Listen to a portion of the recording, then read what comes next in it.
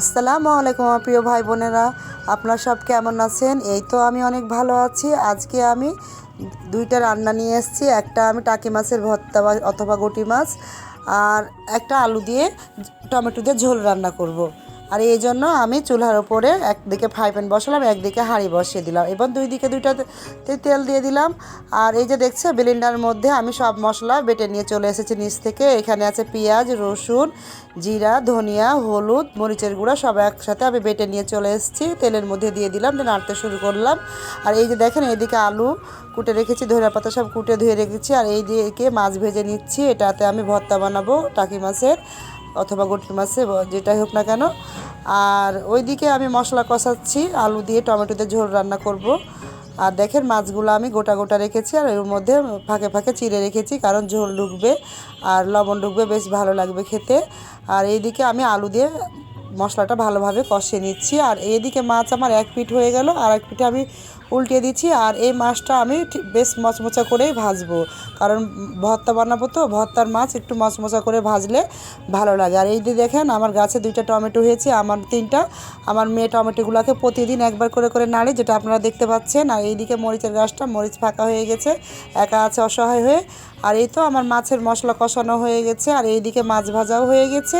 আমি মাছটা উঠিয়ে নিলাম, আর ওই তেলের মধ্যে এই যে দেখেন কি সুন্দর করে মাছ ভাজা, ওই তেলের মধ্যে আমি শুকনা মরিচ, রসুন, কাঁচামরিচ, পেঁয়াজ এগুলো বেরেস্তা করে নিব মাছের ভর্তার জন্য। আর এই যে দেখেন আমি সব দিয়ে দিচ্ছি, আর একটু হালকা বাদামি হলে আমি নামিয়ে নেব, বেশি লাল লাল করব না। আর এই যে দেখেন আমার হালকা বাদামি হয়ে গেছে, এখন আমি নামিয়ে নিব। আর এই দিকে দেখেন মশলাটা আমার কষানো হয়ে গেছে।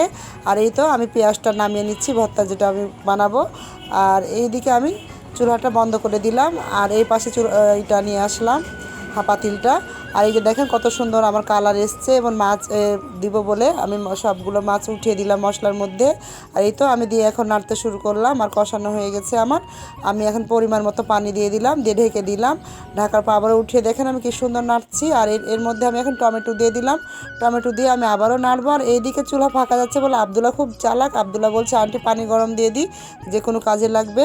আর এই তো আমি ধনিয়া পাতা, কাঁচামরিচ দিয়ে দিচ্ছি মাছের মধ্যে। এখন আমি ঢাকনা দিয়ে ঢেকে দিব। আর এই যে দেখেন আমি ঢাকনা দিয়ে ঢেকে দিলাম, কিছুক্ষণ পর আমি নামিয়ে নিব। আর এই যে দেখেন কি সুন্দর আমার মাছটা প্রায় শেষের দিকে রান্না হয়ে গেছে, আর কালারও খুব একটা সুন্দর এসছে। আর এই যে দেখেন আমার আলু টমেটো সবই সিদ্ধ হয়ে গেছে, আমি আবারও ঢাকনা দিয়ে বেশ কিছুক্ষণ রাখবো।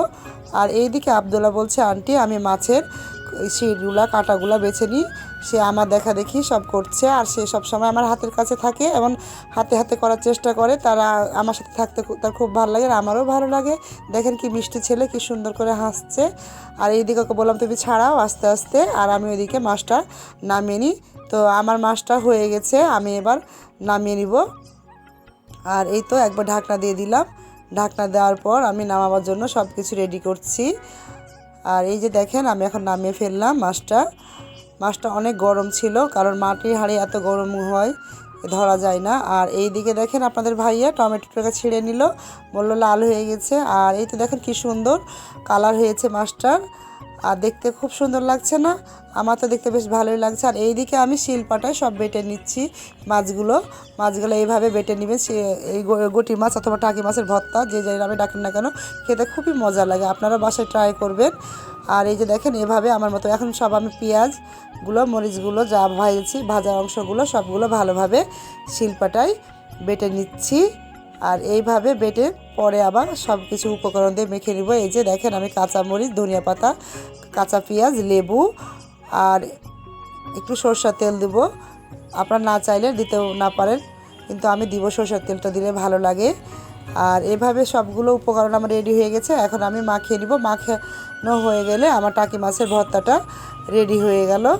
আর এই যে দেখেন কি সুন্দর ভর্তা, গরম গরম ভাতে আমি এখন খাবো, খুব ভালো লাগবে খেতে। এদিকে আমার মাছ রেডি হয়ে গেল, আর এদিকে টাকি মাছের ভর্তাটাও রেডি হয়ে গেল। তো বন্ধুরা আপনাদের সাথে গল্প করতে তো বেশ সময় হয়ে গেল শেষের দিকে। তো আপনারা অনেকে ভিডিও দেখে লাইক দিতে ভুলে যান, আপনার এই বোনটার পাশে অবশ্যই আপনাদেরকে থাকতে হবে। তো প্লিজ লাইক, কমেন্ট, শেয়ার এবং সাবস্ক্রাইব করে দিবেন। আল্লাহ হাফেজ।